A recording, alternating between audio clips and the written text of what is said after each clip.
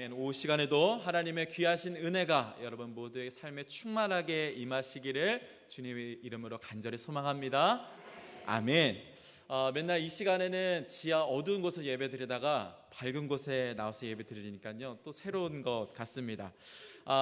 육아를 하는 아이를 기르는 부모들에게는요 참 큰 기쁨도 많이 있지만 염려되고 또 고민되는 부분들도 많이 있습니다. 근데 요즘은 이런 고민이 비단 이 젊은 부모들뿐만이 아니라 할머니 할아버지들에게도 있는 것 같아요. 워낙 손주들을 많이 봐주시니까 자녀에 대한 그런 기대와 함께 그런 고민과 또 이런 염려들을 같이 하게 되는데 특별히 이 부모들에게 있는 걱정은 뭐냐면은 우리 아이가 혹시 다른 아이들보다 좀 성장이 더디지 않을까? 굉장히 큰 고민이고 아마 할머니들은 더 할 겁니다. 내가 뭐 밥을 좀 덜 해줘서 우리 아이가 좀 잘하지 않나? 뭐 이런 고민들 하실 것 같습니다. 근데 요즘은요 이 신체 발달뿐만이 아니라 정서 발달도 굉장히 중요하고 무엇보다 언어 발달을 굉장히 중요하게 여깁니다. 물론 이제 아이를 다 키운 이제 베테랑 부모님들은요 이렇게 이야기합니다. 어차피 평생 할 말인데 뭐 한두 달 좀 늦는다고 무슨 일이 있겠는가, 뭐 이렇게 굉장히 넉넉하게 여유를 가지고 말씀하시는데요. 사실은 연구 결과에 의하면요 이 언어 발달이 꽤 중요하답니다. 특별히 언어 발달이 언어가 좀 빨리 트인 아이가요 이 사고의 폭도 좀 더 넓었다라는 그런 연구 결과가 있습니다. 그래서 24개월 된 이후 아이들, 그러니까 2돌 지난 아이들을 이렇게 봤더니 이 언어 발달 차이에 의해서 약 300개의 단어 정도 차이가 난대요. 그리고 이 300개가 갈수록 점점 커지더라는 겁니다. 그러니까 언어 발달이 굉장히 중요하다라는 건데, 자 그렇다면 우리 아이의 언어 발달을 위해서 어떤 것을 해줄 수 있을까? 이 두 가지를 이야기하는데 첫 번째는 엄마가 수다쟁이가 되라고 합니다. 엄마가 수다쟁이가 되면은 아이가 말이 빨리 트인다라고 이야기를 합니다. 그래서 혹시 우리 아이 왜 이렇게 말이 느릴까라고 하면 10중8구 엄마가 과묵하다라는 겁니다. 그래서 아이를 붙잡고서는 이야기해 주는 게 아이한테 굉장히 좋다라는 거죠. 아이가 대개는 이제 엄마라는 말을 가장 먼저 하고 저희 집은 아빠를 먼저 했거든요. 근데 어쨌든 엄마라고 하는 이 한 번 하기 위해서 2만 번 정도를 들어야 된다고 이야기합니다. 엄마라는 말을 2만 번 들어야 할 수 있으니, 그러니까 얼마나 많이 그 이야기를 해 줘야 되겠느냐라는 건데, 특별히 첫 돌부터 한 3돌까지는요 아이 언어가 확 크는 기간이니까 이야기를 많이 해주라고 합니다. 할머니들 꼭 기억하십시오. 네. 그리고 두 번째는 뭐냐면 사실 가장 중요한 건데, 부모가 인내심을 갖고 아이가 말하기를 기다려주라는 것입니다. 그러니까 이제 말을 막 시작한 아이가 능숙하게 하기는 어렵잖아요. 그렇죠? 근데 그 마음이, 그러니까 남의 아이면은 괜찮겠는데 내 아이라고 생각하니까 재촉하게 되는 거죠. 야, 너는 돌 지난 지가 언젠데 말을 아직도 못하니? 혹은 그 아이한테, 말도 제대로 못하는 아이한테 또박또박 얘기해봐. 굉장히 어려운 이야기입니다. 그래서 이렇게 아이를 붙들고서요 이 언어 가지고 혼을 내면은 이 아이가 말을 하는 기쁨을 잃어버린대요. 그래서 스스로 말을 하는 것을 두려워하고 안 하게 된다라는 것입니다. 그래서 이 육아 전문가들이 이렇게 이야기를 합니다. 아이가 말을 할 때까지 기다려주래요. 뭐 말이 꼬이고 뭐 두서없이 이야기를 하더라도 웃으면서 그 말을 기다려주는 것, 인내심 있게 그 아이의 말을 다 들어준 다음에 어이구 우리 아이가 이렇게 얘기했구나 라고 대꾸해주고, 이게 아이의 언어 발달에 굉장히 좋다라고 이야기합니다. 그래서 육아 전문가들은요 인내하는 것을 넘어서 아예 이 아이와 얘기하는 이 시간을 하나의 놀이로 받아들이라고 이야기를 합니다. 단순히 그냥 대화만 주고받는 것이 아니라 아이와 논다 생각하고서는 대화를 하라는 거죠. 그러면은 이 아이가 어떻게 생각하냐면은 우리 엄마 아빠는 혹은 우리 할머니는 나랑 대화하는 걸 좋아해. 대화라고 하는 이 놀이를.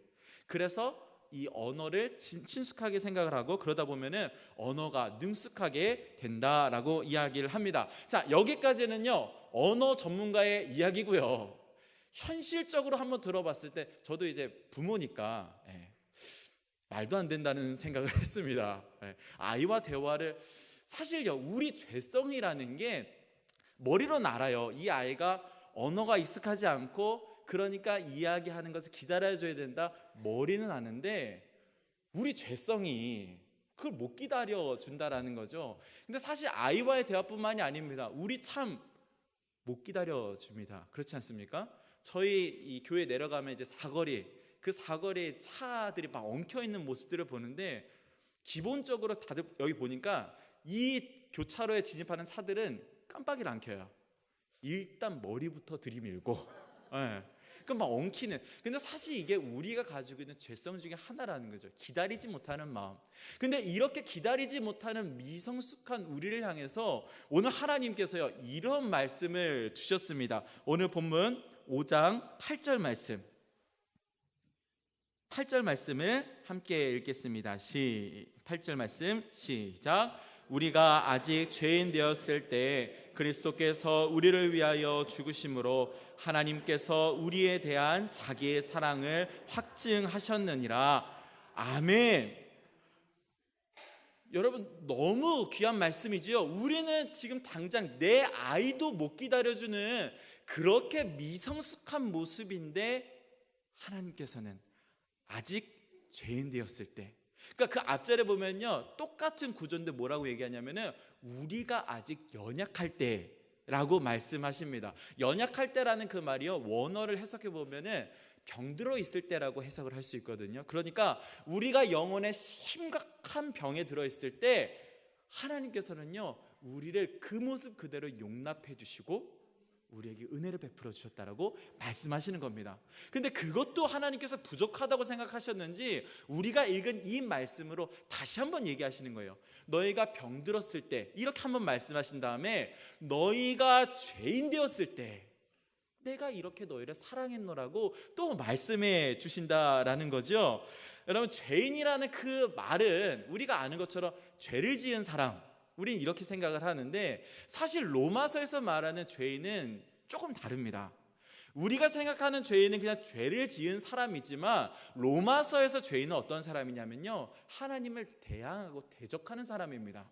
하나님의 자리를 넘보면서 스스로가 신이 되려고 하는 그러한 사람을 보고 죄인이라고 하는데 바로 그 죄인의 상태가 우리들의 모습이라고 하는 거죠. 그리고 이러한 죄인들을 향하여서 하나님이 무엇을 예비했느냐? 바로 영원한 멸망, 영원한 진노를 하나님이 이미 예정해 주셨다라는 것이 우리가 앞에 있는 로마서 말씀의 핵심입니다.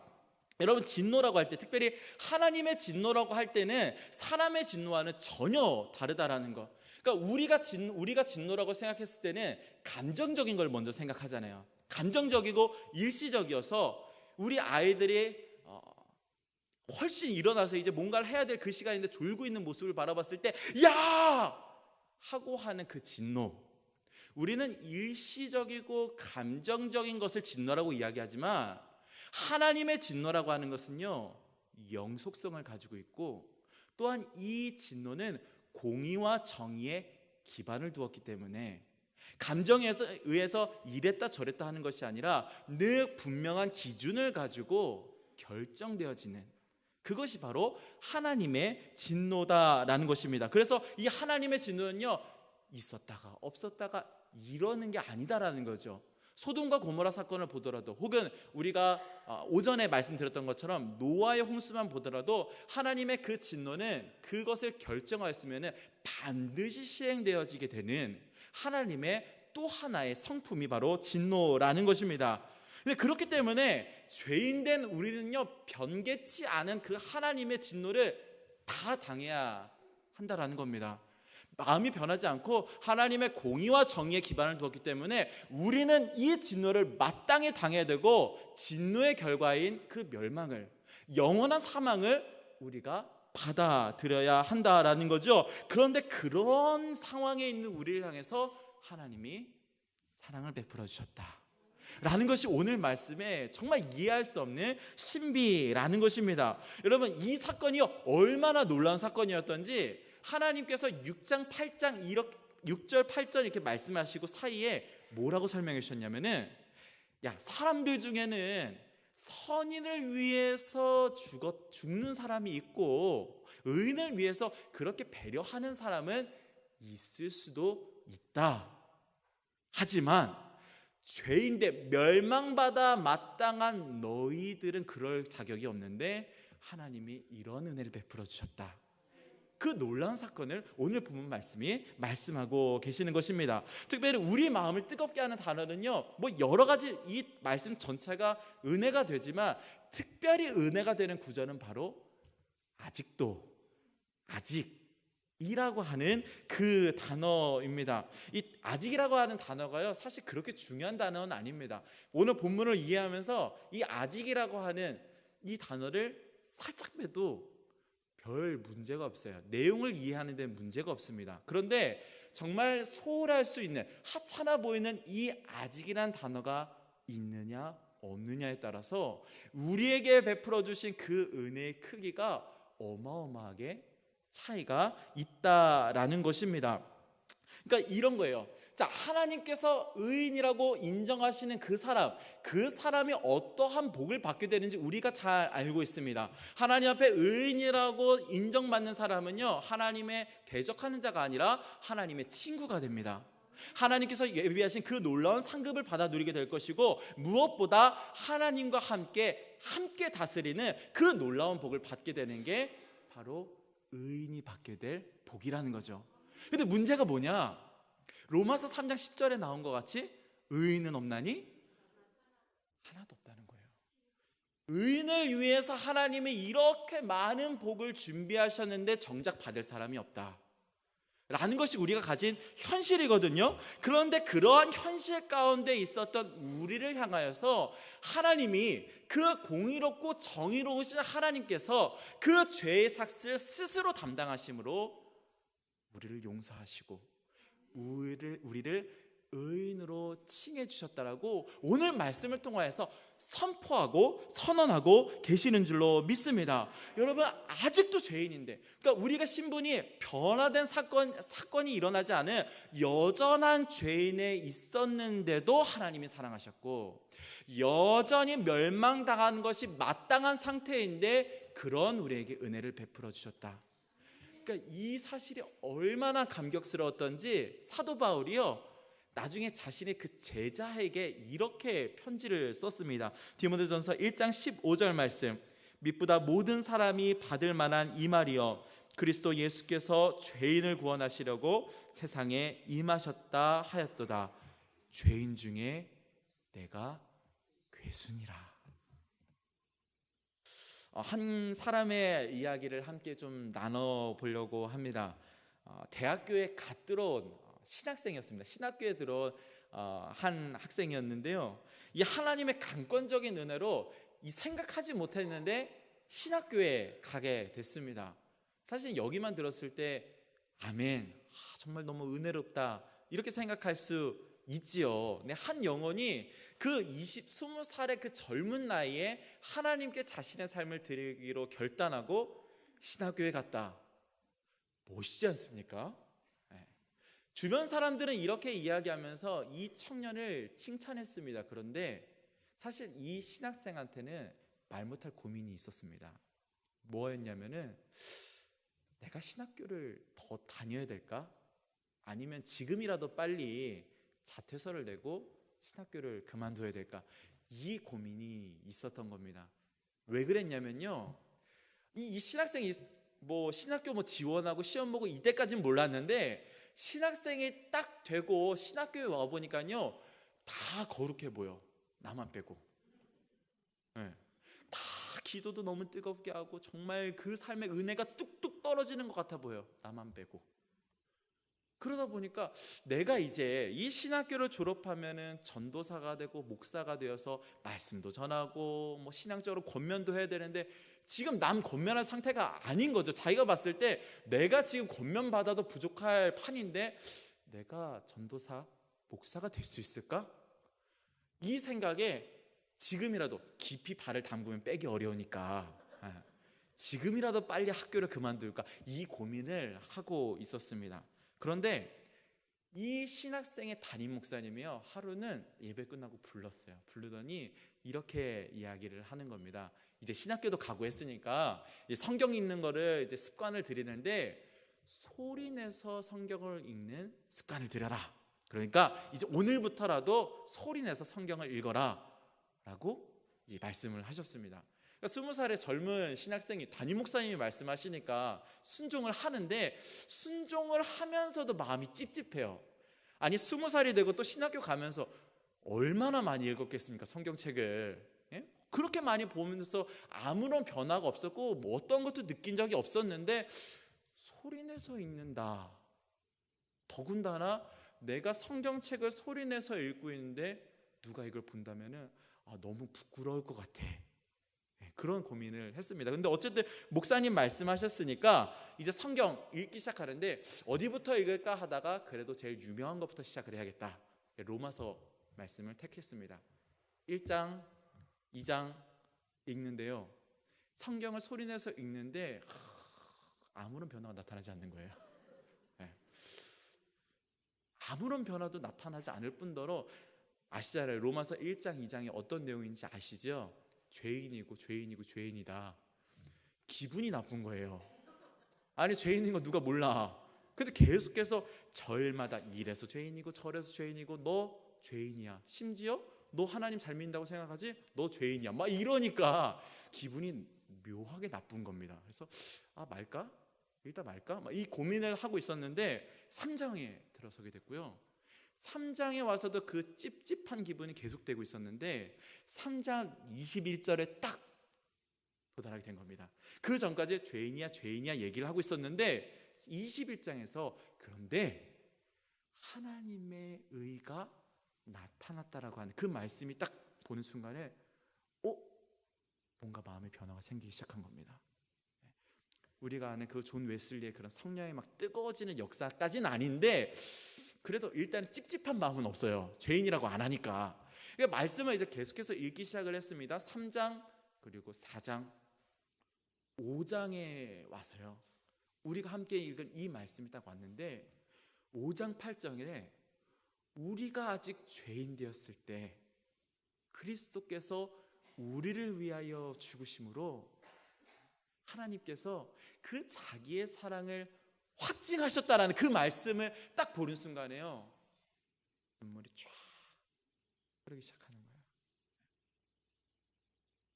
왜 그랬냐면은 만약에 이 성경에 로마서 5장 8절에 내가 이제 의인이 되려고 노력했을 때, 아니면은 최소한 네가 죄인이라는 것을 알았을 때 그리스도께서 죽으셨다 이랬으면은 좀 덜 그랬을 것 같은데, 내가 아직 죄인일 때, 내가 여전히 죄 가운데 살고 있고 내가 여전히 죄인이란 사실조차도 생각하지 못하고 자각하지 못하고 살아가고 있는 그때에 그리스도께서 나를 위하여 죽으셨고 그것이 바로 나를 향한 하나님의 사랑이었다.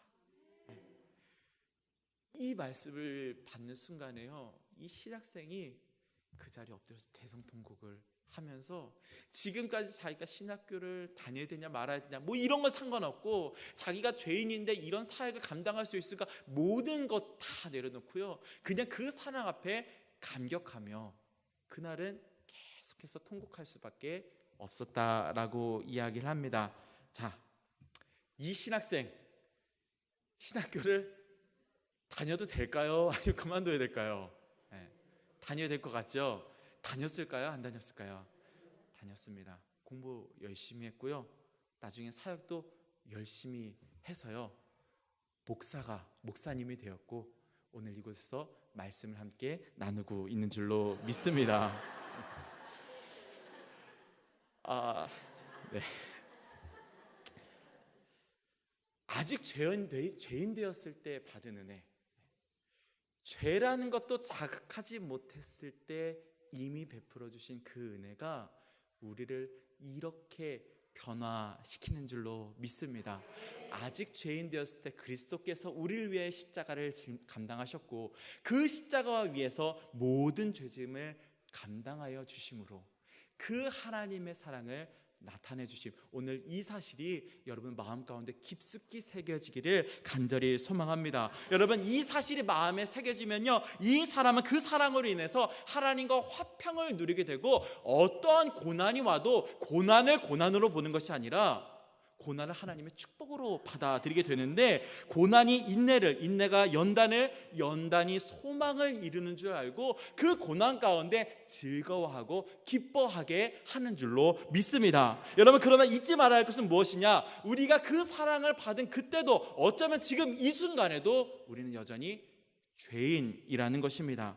그러나 우리를 향해서 기대하시며 먼저 우리를 향해서 의인이라 인정해 주시는 그 사랑이 있기 때문에 아직 죄인이지만 마침내 우리의 삶이, 우리의 모습이 의인으로 변화된다는 것, 이 한 가지 사실을 반드시 확신하는 여러분 되시기를 간절히 소망합니다. 여러분, 이게 사람의 말이었다면, 혹은 어떠한 세상의 논리에 의해서 나타난 결과물이었다면 우리는 의심해 볼 수 있습니다. 그러나 영존 불변하시는 그 하나님께서 이미 의롭다 선언하셨고 그 사랑을 우리에게 베풀어 주시리라 말씀하셨기 때문에 믿고 확신함으로 그렇게 행하실 주님을 바라보며 오늘도 이 삶의 여정을 담대히 살아나가는 여러분 모두가 되시기를 주님의 이름으로 간절히 소망합니다. 함께 기도하겠습니다.